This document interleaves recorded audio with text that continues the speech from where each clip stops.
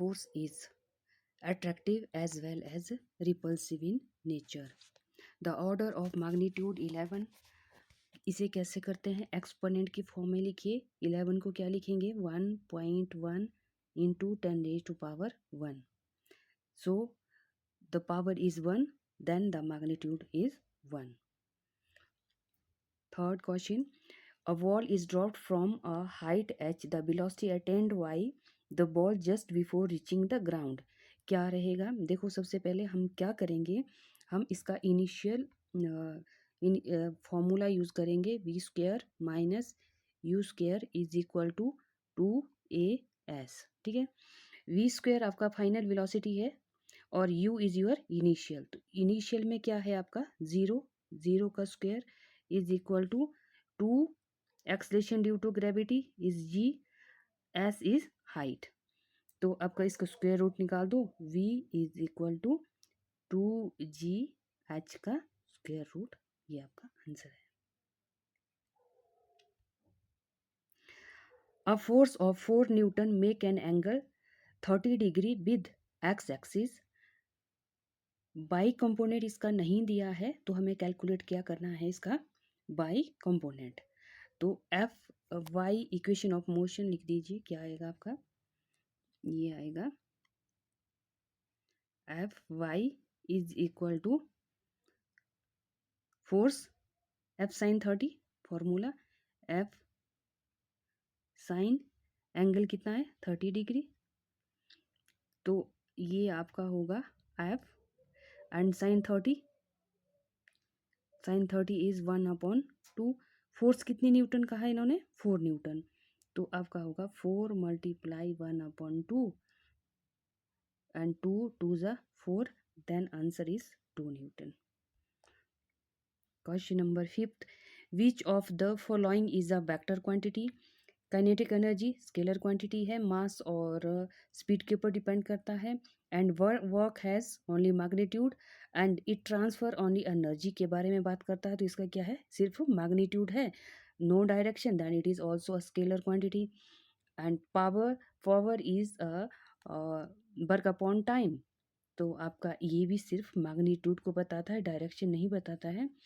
Then the D angular momentum. Yes, angular momentum में rotation होती है और डायरेक्शन भी होती है. The answer is angular momentum. Working of a rocket is based on the principle of simple. Rocket का क्या होता है? जैसे ही रॉकेट को छोड़ा जाता है या रॉकेट चलता है तो हॉट गैस एक्सपेल होती है और हाई वेलोसिटी होती है. देन क्या होती है? गैस पीछे की तरफ छोड़ता है और rocket gain a forward momentum.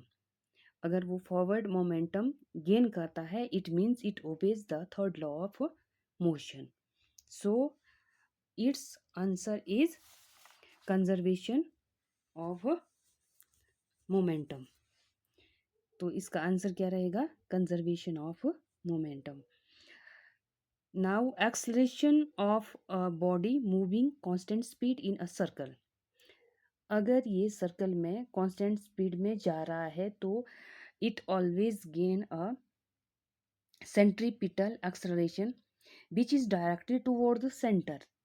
अगर ये सेंटर की तरफ है then it would be acceleration is v²/r. और हम इसे लिख सकते हैं ओमेगा स्क्वायर आर. क्या लिख सकते हैं इसको? Omega square R. तो answer is your D. A man pull a bucket out of a well by mean of a rope. The work done by the man is कैसा काम होगा? Positive, negative, zero और none of this.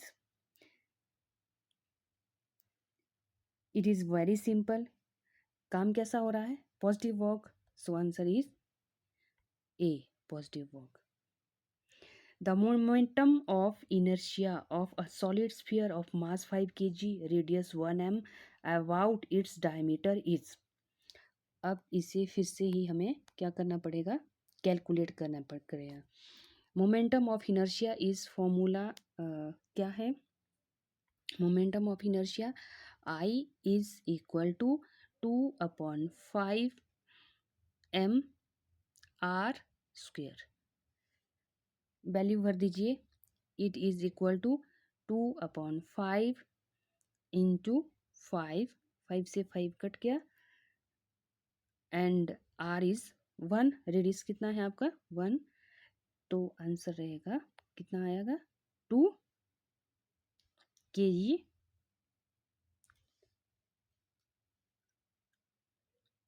m square. तो answer is your 1, 2 kg, sorry B part है आपका 2 kg m square answer. Now question number 10, the angle between the equatorial plane and the orbital plane of geostationary satellite. Focus on the question. Geostationary satellite की बात हो रही है, तो it is always कहाँ पे होता है ये 0 डिग्री पे। क्यों होता है ये 0 डिग्री पे, क्योंकि हम बात कर रहे हैं जियोस्टेशनरी सैटेलाइट की, तो ये अर्थ पर एक ही स्थान के ऊपर रहने के लिए 0 डिग्री पर परिक्रमा करते रहते हैं। सो answer is your 0 degree A. Bulk modulus for a perfectly rigid body, बात किसकी हो रही है, रिजिड बॉडी, क्योंकि ये रिजिड होता है, so there is no change in the volume. If there is no change in the volume, then the answer is, it is, चलिए बोलिए, it is infinite. Okay, now the question number 12, two raindrops of radii 0.5 mm are falling on a metallic plates. The ratio of the velocity of these drops is, radius कितना है, पहले का radius कितना है, r1 equal to 0.5 and r2 is equal to, r2 कितना होगा आपका, 2 drops है, रेडियाई 0.5 mm, देन ये कितना होगा 1 पॉइंट, r2 कितना होगा इसका double 1.0, then the ratio is v1 upon v2, it is equal to 0, v1 upon v2 is equal to r1 का स्क्वायर अपॉन r2 का स्क्वायर। तो r1 का स्क्वायर 0.5 का स्क्वायर कीजिए एंड डिवाइडेड बाई 1.0, ये आपके पास आएगा, ये आपके पास आएगा, ये 0.5, 5 5 ज़ा 25, 25 divided by 100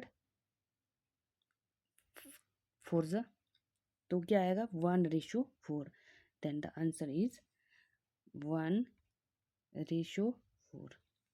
okay, question number 13, liquid and gases are heated by the process of, liquids and gases are heated by the process of, always these are, अगर हम हीट की बात कर रहे हैं then it is convection, it is convection। चलिए आज 13 question हो गए, सॉल्व किए, ये प्रीवियस ईयर